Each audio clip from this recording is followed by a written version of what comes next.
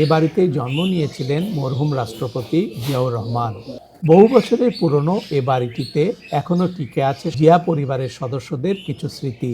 এলাকার প্রবীণদের মনে এখনো গেঁথে আছে জিয়ার ছোটবেলা। মায়ের সাথে ছোটবেলায় দাদা বাড়িতে আসা তারেক রহমানের কথা ভুলে যাননি এলাকাবাসীর মতোই পাশের বাড়ির প্রবীণ প্রতিবেশী মোশাররফ হোসেন মনি।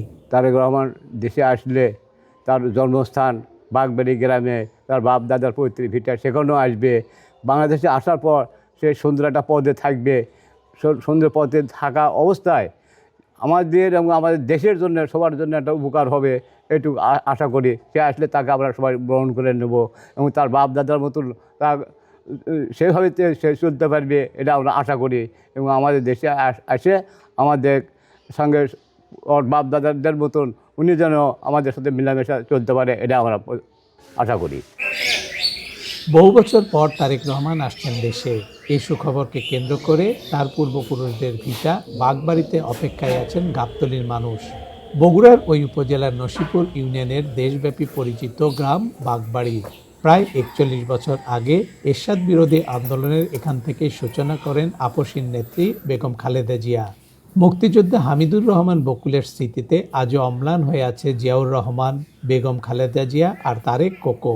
জিয়াউর রহমান সাহেব উনি বাগবাড়ি স্কুলে প্রাইমারিতে পড়াশোনা করছে মুজিবুর রহমান স্যারের সঙ্গে। আমিও মুজিবুর রহমান স্যারের ছাত্র। উনি ছোটোবেলায় 1-2 পর্যন্ত পড়াশোনা করছে। আমি ক্লাস 3 থেকে 4-5 পর্যন্ত লেখাপড়া মুজিবুর রহমান স্যারের সাথে লেখাপড়া করছি।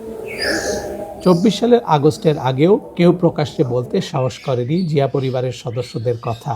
ষড়যন্ত্রের কারণে প্রাণ গেছে জিয়ার। জেলে দীর্ঘ সময় কাটিয়েছেন 3 বারের প্রধানমন্ত্রী বেগম খালেদা জিয়া। তারেক রহমানকে 16-17 বছর কাটাতে হয়েছে লন্ডনে। তার ছোট ভাই কোকোর জানাজায় যেতে পারেননি অনেকেই। জিয়া রহমানের পরিবারটা পুরোটাই ষড়যন্ত্রের ভিতর ছিল এবং এখনও চলতেইছে। তো যাই হোক, এই যে জিয়া রহমানও মনে করেন যে চিটাগাং মেরে ফেল দিল। আমাদের 3 বারের প্রধানমন্ত্রী ওনাকেও মনে করেন যে জেল খাটালো। তারেক রহমান সেই চিকিৎসার জন্য বাইরে গেল। যাই হোক, এখন আমরা এলাকাবাসী শুনতেছি যে উনি আসতেছে 25 তারিখে। যাই হোক, আমাকেও ভালো লাগতেছে। এতদিন এত নির্যাতিতের ভেতরে আসলাম, মানে যে বলার মতন না। তার বাপদাদার জন্মস্থানে এখানে, এই বাগবাড়ি, নসিপুর বাগবাড়ি। ওনার দাদার জন্মও এখানে, ওনার বাবার জন্মও এখানে। তো উনি যদি দেশে আসে অবশ্যই বাগবাড়িতে আসবে। আসলে অন্তর আমাদের সবাই ভালো লাগবে। ডিসেম্বরের শেষ দিকে দেশে ফিরছেন বাংলাদেশ জাতীয়তাবাদী দল বিএনপির ভারপ্রাপ্ত চেয়ারম্যান তারেক রহমান। জিয়া পরিবারের এই সদস্য বহু বছর দেশের বাইরে থাকায় এলাকার মানুষ তার সান্নিধ্য পাননি। আর এ কারণেই তাদের প্রত্যাশা দেশে ফিরেই আসবেন তারেক, তার পিতার জন্মভূমিতে স্বজন আর শুভাকাঙ্ক্ষীদের কাছে। এলাকার নবীন ও প্রবীণরাও প্রস্তুতি নিচ্ছে।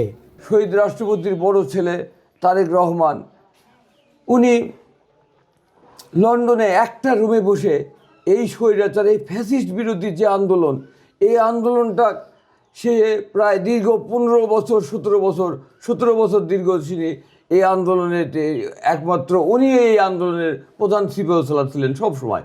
এবং দীর্ঘ টাইম আন্দোলন করে আজকে এই বাংলাদেশকে ফ্যাসিস্ট মুক্ত করেছেন। আজকে গণতন্ত্র জন্য এই দেশটাকে একটা উপযোগী অবস্থায় নিয়ে আসছেন। আমরা এর জন্য তারেক রহমানের প্রতি গর্বিত। আমরা আশা করছি তারেক রহমান দেশে আসবেন। দেশে আসলে উনি এই এলাকা, ওনার বাপ দাদার জায়গা, উনি অবশ্যই এখানে আসবে। তরুণদের নেতা তারেক রহমান এলাকায় এলে তার জন্য আয়োজনে থাকবে শীতের পিঠাপুলি, জানালেন গ্রামীণ নারীরা। হাসিবুর রহমান, বাগবাড়ি, গাবতলী, বগুড়া।